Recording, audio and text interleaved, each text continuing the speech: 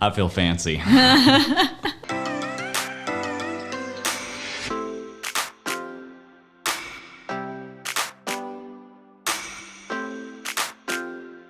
Hey everyone, Dan and Leslie back for another Disney dining review. Tonight is the night. Tonight's the night. We have been waiting for so long. And saving for. This is the most expensive dinner on property. I'm sure you've already seen the title. You know where we're going. We are going to Victoria and Albert's. I am beyond excited. Also a little nervous because, I feel like Pretty Woman and then I'm going to schling some crab across the room or something like that.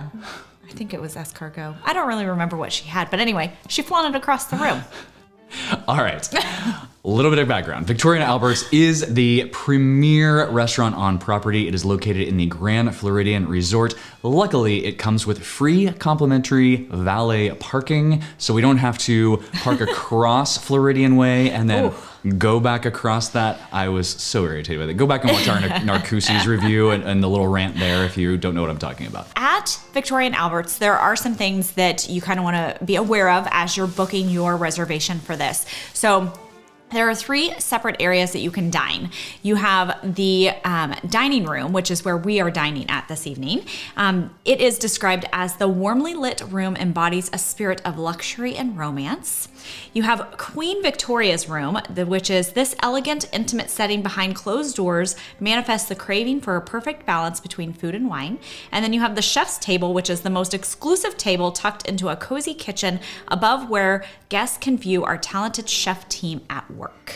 All 3 of these locations have a prix menu price for 7 courses, or at least our dining room, you can upgrade to 9 courses. I'm sure it's the same on the other 2. I believe the chef's table is actually 10 courses. 10 courses, fancy. Yes. So, a little bit of backstory. We had a reservation in Victoria and Albert's years ago that we ended up canceling. Something happened with the trip or something like that. I'm not sure. Wow. I know.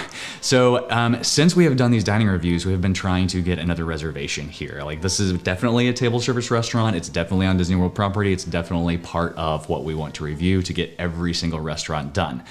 It's been impossible. So come to find out, so we've been searching for 2 people. Come to find out, I think if you search for 3 people, so I'm told, you can actually find availability a little bit easier here. So that may be a tip that works, but it doesn't matter because we didn't actually make this reservation. We are going with some of our friends, 2 of our friends that made a reservation for 4. Because of that, this review is going to be a little bit different. Yeah, so we are going to be taking photos of our food and we will go in depth description after we get back. But we're really going to enjoy and just kind of soak everything in as much as humanly possible and make it kind of not awkward in this really super fancy place with our friends.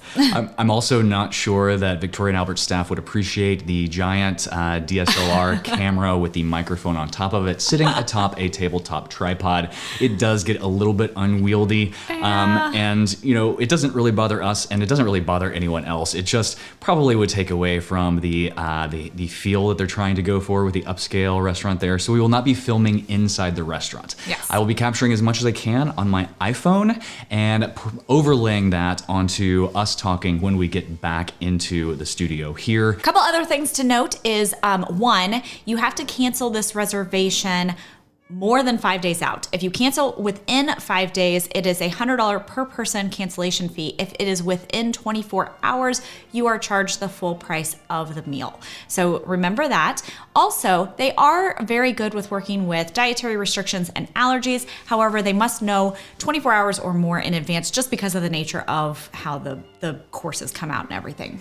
The standard menu comes with seafood, and so our friends don't appreciate seafood. And so they already got their menu because they reached out beforehand and requested no seafood as part of the special dietary restrictions, which we've seen. I can't pronounce half of it. But it's going to be real interesting later. We will get the one with the seafood included, so hopefully we'll be able to maybe show both. I also don't want to make them uncomfortable by taking pictures of all of their food if they don't want us to do that, so we will see. So the base cost of this restaurant, I know that's kind of first and foremost, $295 plus plus tax plus gratuity. $295 per person. You can also up the number of courses. Again, we are going to go with the 7-course prefix meal for $295, but you can get the 9-course in the dining room where we are dining for an additional cost. You can also add a wine pairing for an additional cost, and I'm sure you can do other stuff too once we get there, like caviar and that kind of thing. I think I remember reading about. We'll tell you all about it. We'll figure it out. We've obviously never been, so. It does come with a pretty strict dress code of semi-formal to formal attire, which is why we look all fancy this evening. And I'm really looking forward to it. All right, well, I don't want to be late for this one. No. Are you ready? Yes. Let's do this.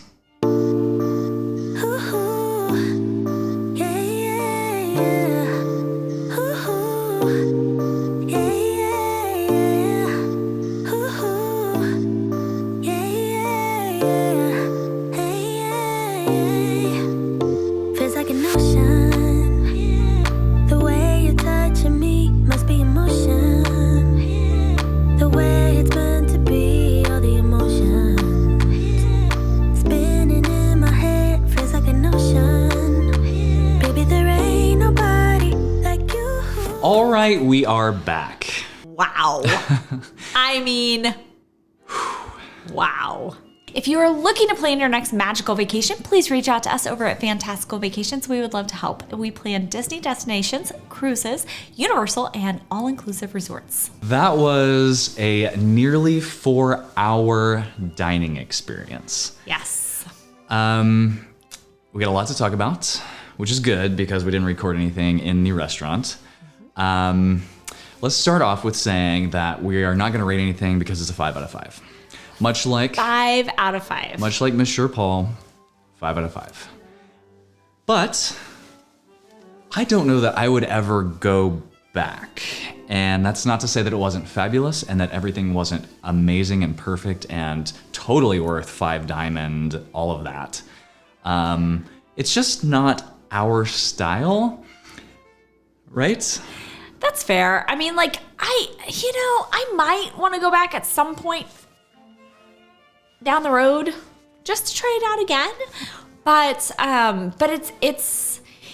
it's definitely fancier. Like I mean, if you guys have watched for any amount of time, you know that I laugh and I laugh loud, and I laughed loud a couple of times and I was like, oh, just because it was so fancy. Let's get into this. So when you first arrive to the Grand Floridian, you drive in, and normally if you're eating anywhere else and you have reservations, you have to park across the street. Again, I mentioned this earlier, with Victoria and Albert's, you get complimentary valet parking, which is, I mean, it's a really expensive meal. So it's nice, right? Yes. So we pulled in, we checked in at the guardhouse, they found the reservation, they let us go through, we pulled into valet, so then we walked in, you go into the ground floor of the Grand Floridian lobby, which now all of the construction walls are down they're about to set up for Christmas. And so that is lovely. Again, we went up to the second floor where the entrance to Citrico's and Victoria and Albert's is, and that is where you check in. Yeah, and a lovely little lady came out. She was like, "Are you the such and such party?" And we were like, "No, we're actually this party, but we're waiting on 2 people." She was like, "I will keep an eye out and I will come back out and gather you whenever they arrive." And she absolutely did. Like, as soon as our friends got there, she came out, introduced herself, and took us away. Once we got seated, we were there with 2 other people, so it was a table of 4. This table was huge. It was huge. I could have set up like 3 tripods at this table. It was amazing. So we had a 2-person wait staff. They tag teamed everything, and they were fantastic. They were wonderful. We got sat. They asked if we would like filtered water or sparkling water, and we did that. That was great. They brought out a 0-proof cocktail, complimentary, or I guess included with the meal. All of their 0-proof cocktails the chef's team makes. So it's not a bartender making these 0-proof cocktails. It's the chef's team, so that it pairs with the food, which is kind of nice. So it was plum, sugar, like a plum juice, sugar, and sparkling water. And it was nice. It was refreshing. Yeah, it was very good. They also gave us these which are our little envelopes with our menus inside, and it has our names on them. Yes. So he was like, make sure that your names are spelled correctly, because if they're not, I will correct them, and we will send you home with the right ones, which is lovely. And then inside, you have 2 menus. First, you have the regular dining menu, and then you also have the kind of extra courses menu is what I like to call them.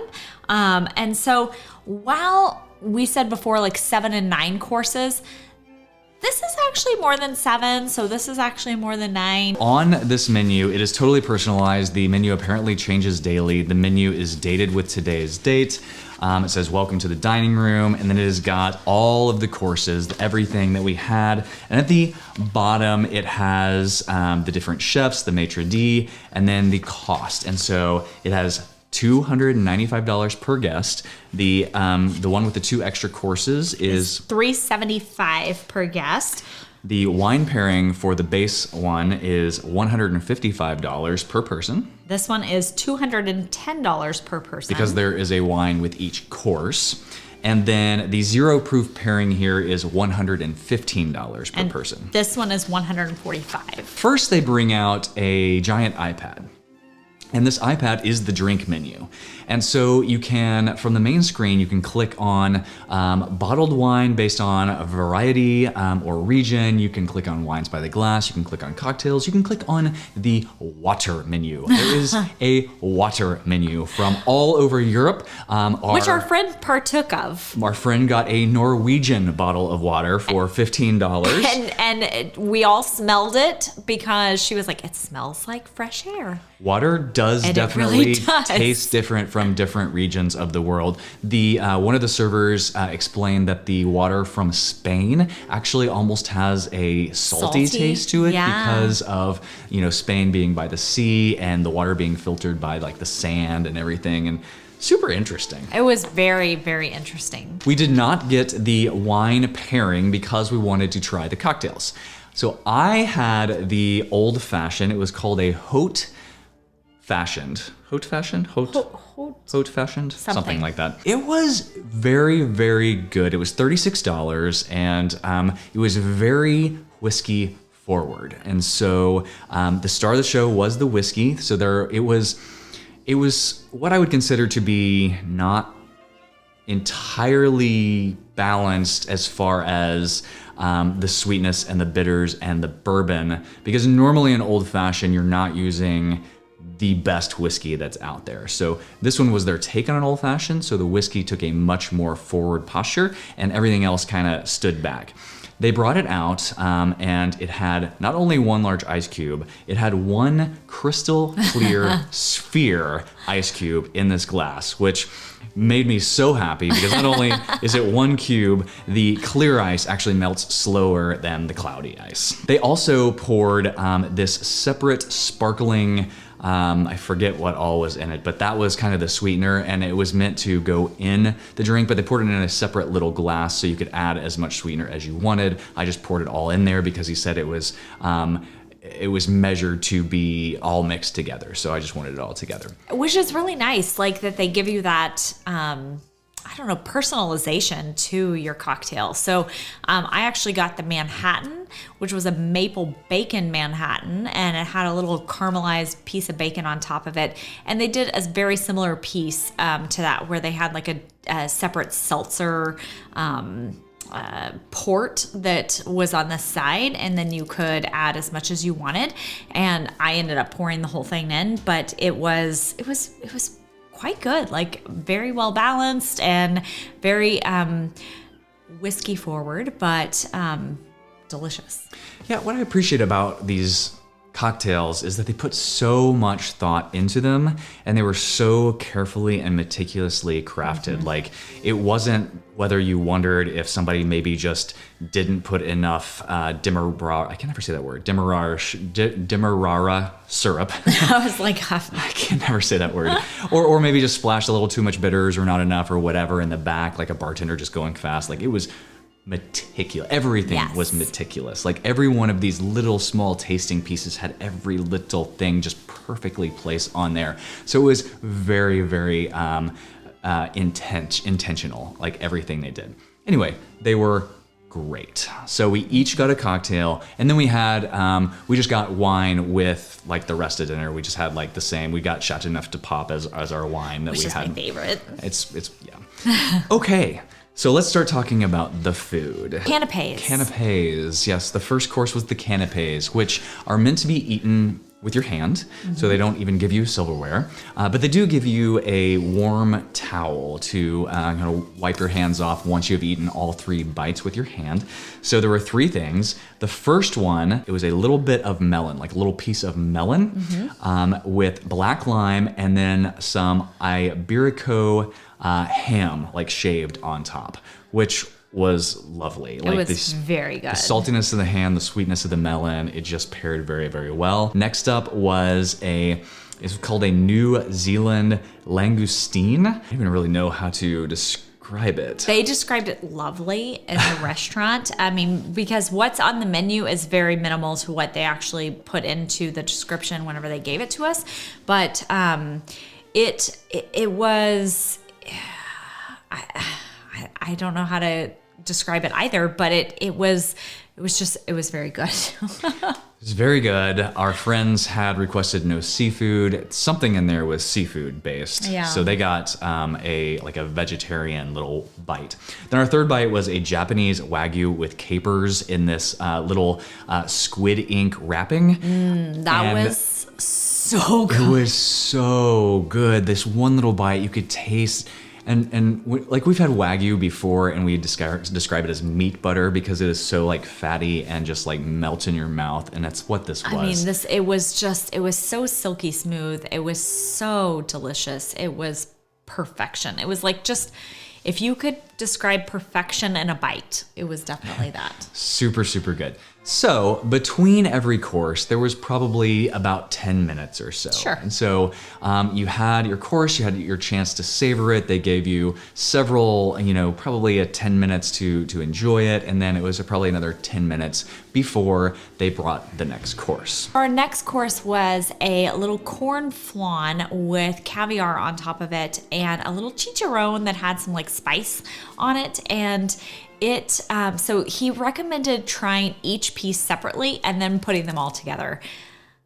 I mean, this might have been one of my favorite courses. So the corn flan is kind of like a very light pudding, and it's very sweet. So if you think of like a corn pudding, but in more like almost like a very light cheesecake form. Yeah. And then on top of that, the caviar was very salty. And then this chicharron is basically a pork rind. So you got a little bit of spice and crunch from the chicharron, and you eat a bit of all that together, and it's just a wonderful little bite. And you got like 4 or 5 bites balance of that.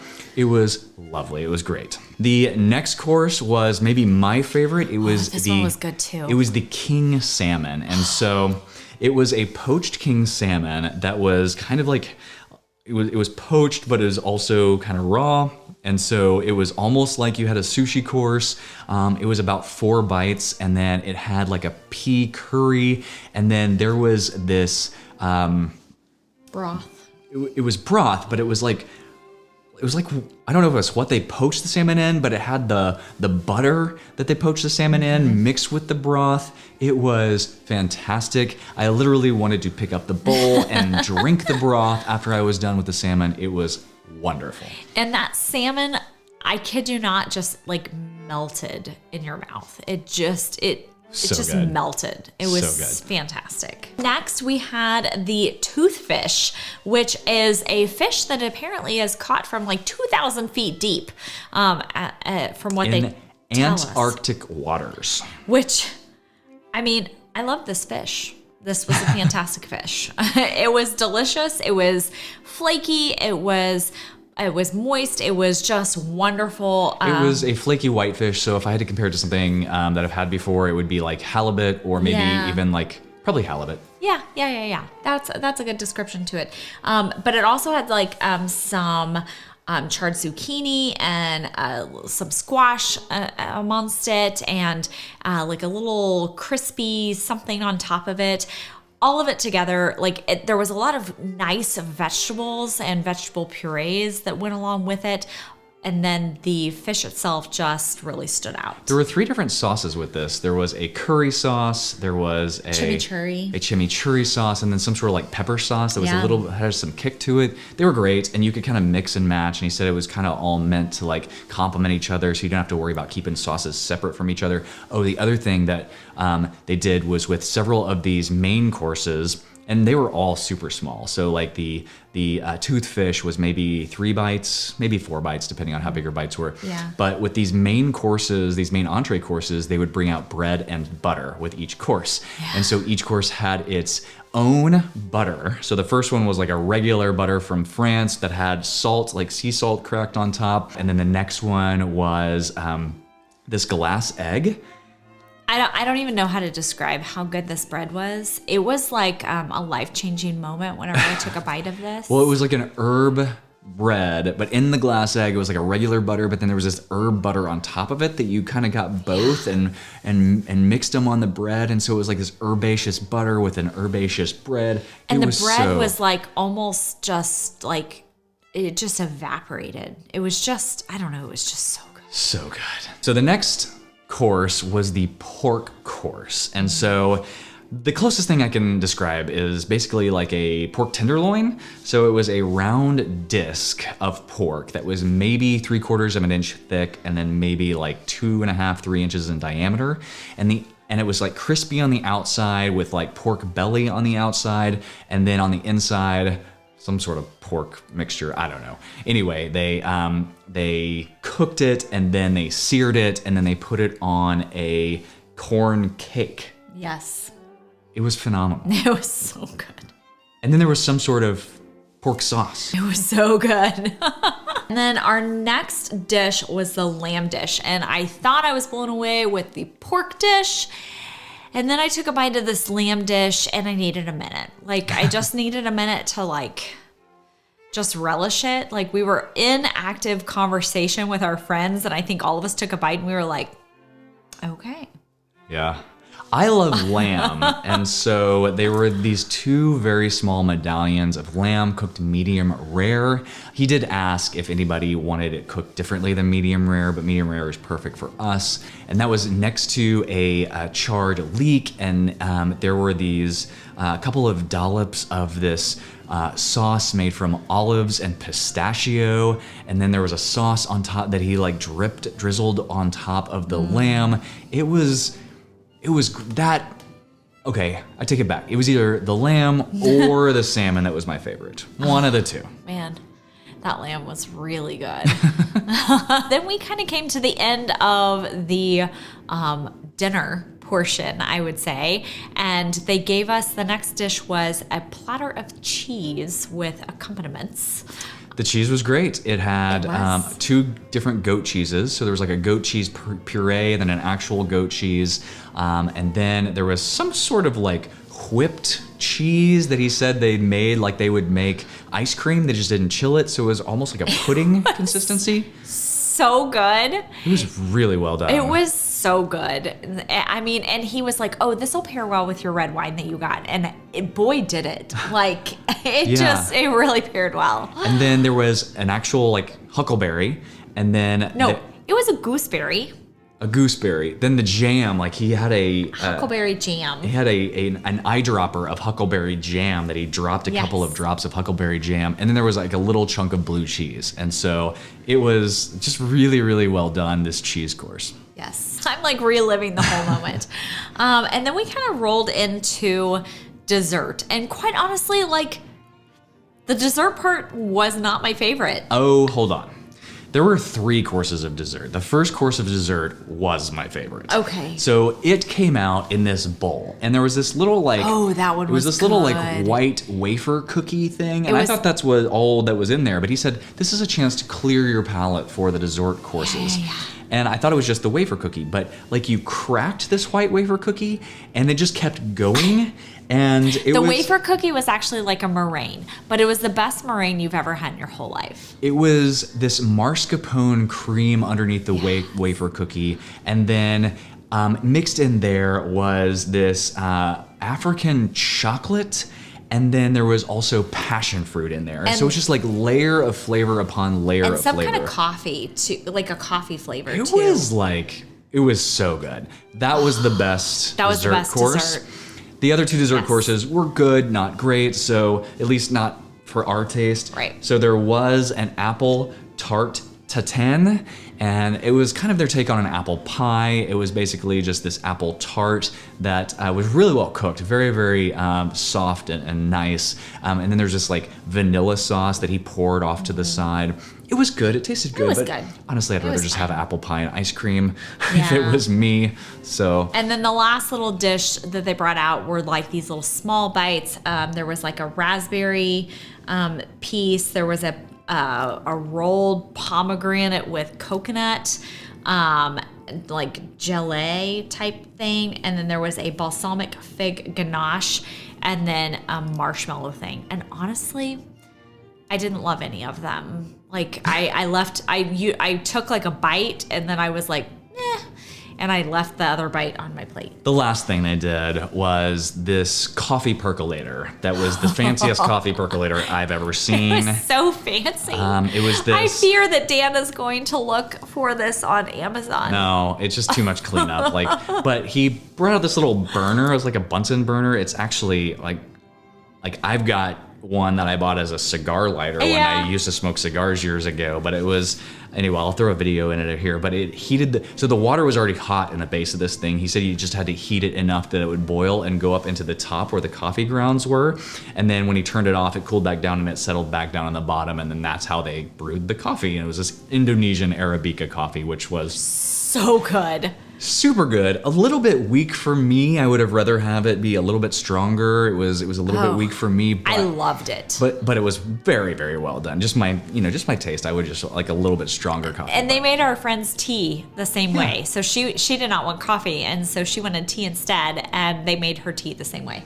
So those were all of our courses. Again, that took almost 4 hours, like 3 hours and 45 minutes. They were lovely. The maitre d' came over a couple of times to check on us. Our wait staff, both of them were fantastic. I mean, like nothing like the glass, whatever it was, the cocktails, the wine, the water, anything, like they were topping it off all the time. One of our friends got up to go to the restroom. They came back, they took his napkin, they put a brand new napkin in its place that was all folded and everything. Yeah. It was so great, so high quality service. All that to be said, 5 out of 5, but we're just not that fancy of people, right? So I would probably rather go to Food and Wine and just get, beer and chicken wings from festival booths, save a little bit of money that way. It was a wonderful experience. I'm definitely not sorry we did it.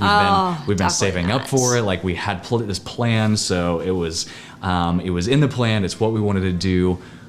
But I don't think I would go back to this one. I would go back to Monsieur Paul. Like that was fancy, but also like hearty enough. Like it wasn't just like these tiny little bites. Yeah.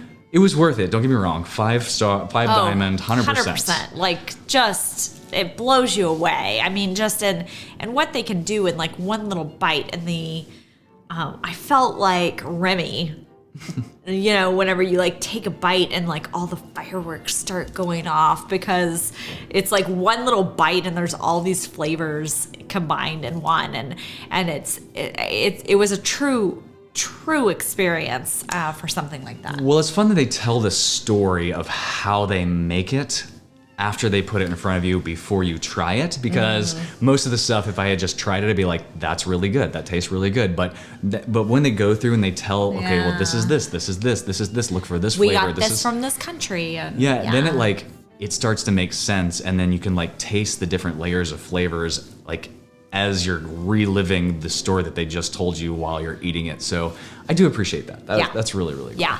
Well, and we didn't even touch on the ambiance of the actual restaurant and what it looked like inside and everything. And it was just truly beautiful. Like I felt like went with the theming of Grand Floridian.